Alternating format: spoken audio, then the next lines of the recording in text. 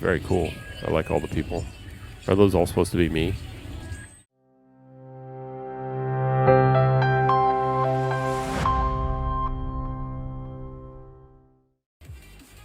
And right here, right now, what I'm going to do is while we're standing here, we're going to talk about our build as a rogue. And in this build, I started off up here. This is where everybody starts off, up here in this little section up here, and you have your choice of whichever one you want to grab. I took Puncture as my first one. Puncture is really great because it does damage, and every third cast is going to slow your enemies by 20% for 2 seconds. Critical strikes will always slow, so that's a really good one, and it's a super fast attack. That's what you see me when I'm doing this. That throw right there. Plus it has, I use the combo point system to do additional bonus damage, as you can tell, and we'll get into that as well. But yeah, that's just a simple throw you see me doing like that. That's all that is right there. The add-on to that is Enhanced Puncture, where it says you gain 2 energy when punctured damage a crowd control. When punctured damages a crowd-controlled enemy. So remember, every third attack, we slow the enemies by 20%. And then if we damage a crowd control enemy, anything is crowd control is anything that's slowed, stunned, knocked down. Anything crowd control is anything where they're not running their same speed. Whether it's 1% crowd control or 100% crowd control, 100% being knocked down or 1% being they're just slowed. That's going to actually give me energy. What gives me energy is this right here. This is gives me the ability to do one of my barrages or my ultimate skills. So that's where that comes in, and you can see how fast I burn through that. So anything that can help me build that back up is a good thing. So that's what that Enhanced Puncture gets me, right? That's a basic skill. That's what everybody starts out with. You start out with one of these 5 skills. I started out with Puncture. Puncture seems to be the best one. I've kind of gone for everything. I've tried everything here. Puncture seems to be the best, keeping you alive and giving you energy. And then I did Primary Puncture. Now you have a choice between Primary Puncture or Fundamental Puncture. Fundamental Puncture, when you do this and you're sitting there throwing the knife out, Fundamental Puncture actually throws 3 knives out like your barrage. Kind of like my barrage arrow does 3 and it kind of goes all over the place. And that's what Fundamental Puncture does. And it might be good in a crowd control kind of, or if you have a lot of enemies around you and stuff like that. I went with Primary Puncture, which every third cast of Puncture will also ricochet up to 2 times. And then critical strikes will always ricochet. So when I'm doing this and it's hitting people and you see it ricocheting, then on top of that, you know I'm doing critical strikes or I'm slowing them or whatever. So that is my basic skill. From there, we move on to, this is of course my barrage skill, that where you see me do 3 arrows, or arrows basically in this big huge pattern. And I used to run rapid fire, but rapid fire is great for single targets. Like I was just fighting that boss fight and it would have been great against him. Single targets, wonderful.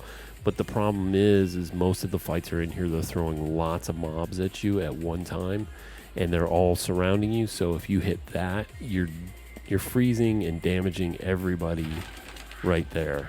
It's kind of like this, like I said, the same thing with that Fundamental Puncture up here. It's the same thing in this, and it does a lot more damage.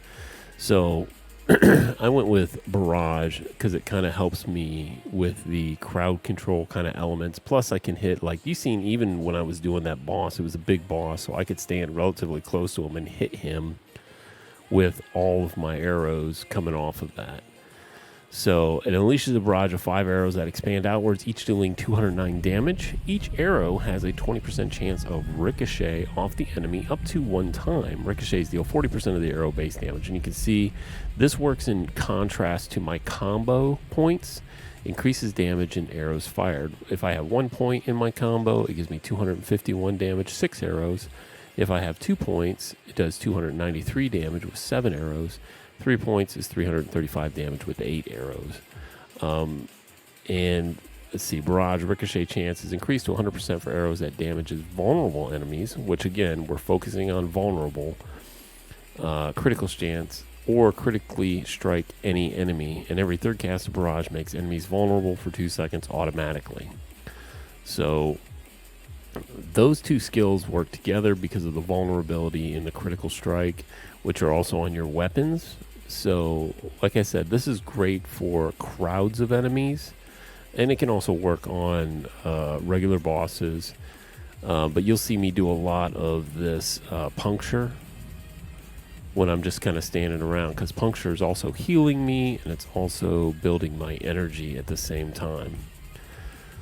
So, and I do have a skill down here in penetrating shot, but that's just because one of my pieces of armor has that aspect on it. I don't use it at all. I could actually use it. So that's one of the good things with whenever you look at like a piece of armor, if you want to do something and you don't want to spend a point, you can actually get a piece of armor. One of your piece of armor could potentially give you another skill down here just by having an aspect on it. Most of my aspects are kind of like secondary aspects, or they fall on top of the damage that I already do. So we got Barrage. I was telling you about that. Then we have Enhanced Barrage. Barrage ricochet chances. The ricochet chances increased by 100% for arrows that are vulnerable or critical. We know that. And then I have Improved Barrage. Every third cast of Barrage makes the enemies vulnerable for 2 seconds. And we can choose that one, or Advanced Barrage. Whenever the single cast of Barrage ricochets at least 4 times, your next cast 20% increased critical strike chance. I don't think Advanced Barrage is as good as Improved Barrage, but... So then we're going to move on to our third set here. In our third set, we have a couple of things that, because of the armor and weapons and jewelry we have, are picking up, like Shadow Step. We pick up Caltrops, which I'm not using Shadow Step or Caltrops at all. Caltrops would probably be good because it allows me to leap backwards, another aspect of getting away. But what I use is my dash skill, and you've seen me use that in the last boss fight. That's basically just me dashing forward, and basically whatever enhancement I have. Like right now, I have the cold imbuement. Your cold imbuement actually goes on your dash and allows you to freeze them, have a chance to freeze them or slow them once you go through them. So, and I have it to level 2. I should increase this probably a little more to get the cooldown further, where enemies damaged by dash take 15% increased critical strike damage from you for 5 seconds when I dash through them. So, and then we move on to the fourth, which is this one right here. It gives me Dark Shroud, Concealment. I don't use Concealment, even though I have these on a couple of my weapons and armor. Smoke Grenade, I don't use. One I use is actually the Poison Trap, which you've seen me use in the last battle. I always put those down because what happens is when they step on my Poison Trap, here, we'll just read it. 9.6 seconds. Place a trap that arms for 1.25 that activates when the enemy moves within range, applying 2,000 damage. Poison damage over 9 seconds to enemies in the area. And I can have 4 traps out at once. Now, what I have done, because I was telling you I have the Poison Trap. In the Poison Trap, I have the Enhanced Poison Trap, which knocks down enemies for 1.5 seconds when it activates. That's an additional add-on to this. That's what the one you see down there at the bottom of the modifiers. And then the other one is the Poison Trap has a 30% chance to reset your Imbuement skill, no matter what it is. Mine is Frost. This exploit right here, this is kind of it's a passive that kind of just sits in the background and works. Like I deal 18% increased damage to healthy and injured enemies. I have that leveled up 3 times. Healthy characters have more than 80%. Injured characters have less than 35%. So anybody in between 80 and 35, I don't do as much damage to. But when they're first, which is usually where I'm throwing my like that, I'm hitting them for an additional 18%. And then we move to the next one. Where our imbuments really come in. But I think the frost one is, or the cold imbuement is a better. And that's basically every 13 seconds I can imbue my weapons with frigid energies. The next 2 imbuement skills deal cold damage and chill the enemies for 35% per hit. Cold imbue skills have up to a 30 chance to make enemies vulnerable for 3 seconds. Vulnerable is a huge thing for us. Cold imbue skills deal 20% damage to crowd control enemies. Double this bonus against frozen enemies. And you have a chance to freeze them. Vulnerable enemies take 20% increased damage, and chilled enemies have a reduced movement speed. Repeatedly chilling an enemy will freeze it. So some people can't be frozen, can't be chilled, but you'll see them. They start to turn blue. They can still move, but they're kind of slowed. Again, this is a crowd control effect, slowing them down. So we have these modifiers down here. Enhance cold imbue. Cold imbue skills have a 30% chance to make enemies vulnerable for 3 seconds. Remember, that's vulnerable is everything to us. Cold imbue skills deal 20% damage to crowd control enemies. Double this against frozen enemies. So, and we have a couple of little add-ons to this. Like we have this one, which is precision imbuement. Imbuement skill gains 9% increased critical strike chance. You deal 15% increased damage to chilled enemies. This bonus increases to 30% against frozen enemies. And we have chilling weight. Chilled enemies have their movement speed further reduced by up to 30%. So the next one gets into your ultimates, right? And these ultimates, you see, I don't have any of them selected. I'm literally not using any ultimates right now. Now, I do have some of the side ones like Trap Mastery. When Poison or Death Trap activates, you gain a 4% increased critical strike chance against, once again, vulnerable and crowd control enemies for 4 seconds. And then I have like this one, Innervation, up to 30% chance to gain 8 energy. Those are all on my lucky hits. And we have this one down here, which is Adrenaline Rush. This is super important. When moving, you gain 15% increased energy regeneration. And then I have, this is our key passives down here, right? We go from our ultimate skills down to our last section, which is our key passives. Now, these are all before Paragons and stuff like that. But my key passive, there's 5 of them down here. The first one is Momentum. Cutthroat skills gain a stack of momentum for 8 seconds if they either hit a stunned, dazed, frozen enemy or hit the enemy from behind. And they tell you what 3 stacks of momentum. 3 stacks actually go with our combo points. Let's see. Then we have the Close Quarters Combat. Damaging a close enemy with Marksman or Cutthroat skills each grant a 10% attack speed bonus for 8 seconds. We have Precision. Critical strikes with Marksman skills grant you Precision. You gain 4% increased critical strike damage per stack of Precision up to a maximum of 20%. Lucky Hit. Dealing direct damage to a vulnerable enemy has a 30% chance to cause an explosion, dealing 23. Now that is an actual pretty cool. You can only select one of the key passives. This is called Victimize. 20% of the original damage to surrounding enemies. And then the one I picked, which is Lucky Hit. Same as this one down here. Dealing direct damage to an enemy affected by a trap skill has up to a 25% chance to reduce the active cooldown of your trap skill by 20%. Drop a cluster of exploding stun grenades that deal 210 damage physical. And this literally triggers all the time on mine. And this is a really good...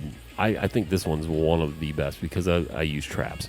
Or I'm actually going to go with a ultimate here. So I think I'm going to try the Death Trap is one I'm going to try. And I think we're going to grab these as well. And that's all we can do there. And then I think I'm going to put their other 2 right there in Trap Mastery. It's very cool. I like all the people. Are those all supposed to be me?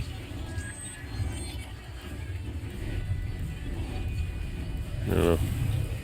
Kind of looks like me. I use the basic skill, the puncture, right? Look at this. Puncture is literally, you don't see my health going down, you don't see nothing. Now these guys are pretty big right here, so when they get close to me, I freeze them. I got that guy back there. See the little circle around him, he's slowed down. Barely lost any health. And then just standing there, my health is going to go up. So I have stuff that allows me to regenerate my health. This world event. Oh, it's these guys. You should have just given up the gold. Froze them all.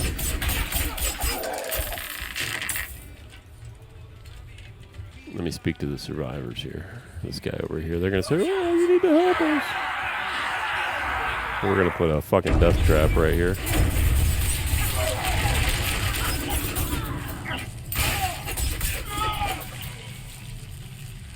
That was actually pretty easy.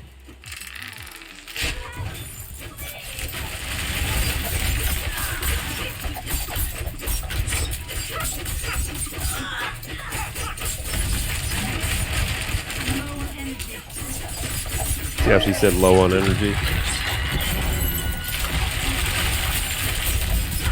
So when she starts saying low on energy, that's when I start throwing, I sit there and I just throw. And you see all these bombs that are going off right here?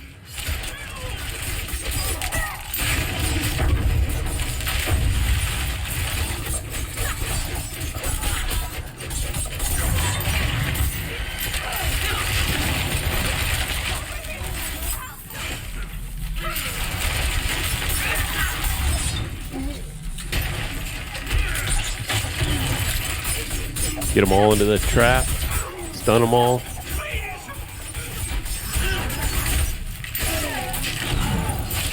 They get knocked down, I freeze them.